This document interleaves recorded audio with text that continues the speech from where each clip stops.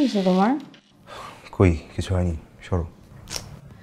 আমি খেয়াল করছি তুমি আমার সাথে ঠিকমতো কথা বলো না, আমার দিকে তাকাও না, ঠিকমতো খাচ্ছ না, আমার উপরে রাগ করে বারান্দার মধ্যে রাতেবেলা বসে থাকো। মানে কি না বলে তো বুঝতে পারবো না যে তোমার শরীর খারাপ নাকি মন খারাপ। এমন একটা ভাব করছো যে কিচ্ছু বোঝো না, সরো। আমি সত্যি বুঝতে পারতেছি না কি হয়েছে। ঢং করো না, ঢং আমার একদম ভালো লাগে না। যে তোমাকে রাত বিরাতে মেসেজ পাঠায়, যার সাথে সারাদিন ফোনে কথা বলো, তার কাছে যাও, সরো। ওকে ওয়েট, সমস্যাটা হচ্ছে আমাকে রাত বিরাত যে ফোন করে আর মেসেজ করে তুমি মনে করো আমার এক্স।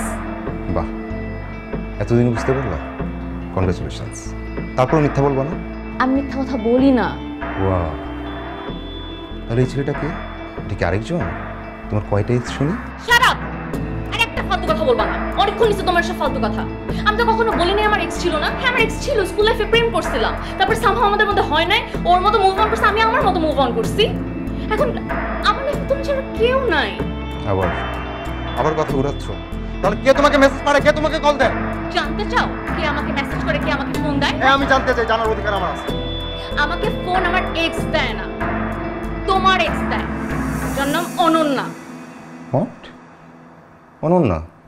অনন্যা তোমাকে কোথায় বলো? আর তোমার সাথে তার কিসের কথা?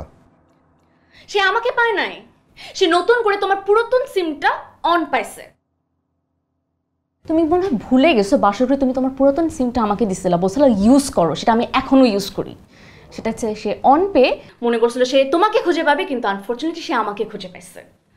সে তোমাকে এখনো চায়, এখনো ভালোবাসে, আর আমি দিনের পর দিন তাকে ফোন করে মেসেজ করে এইটাই বোঝানোর চেষ্টা করছি যে আমাদের সুন্দর ম্যারেজটার মধ্যে যাতে সে না আসে, যাতে এটাকে হ্যাম্পার না করে, দ্যাটস অল।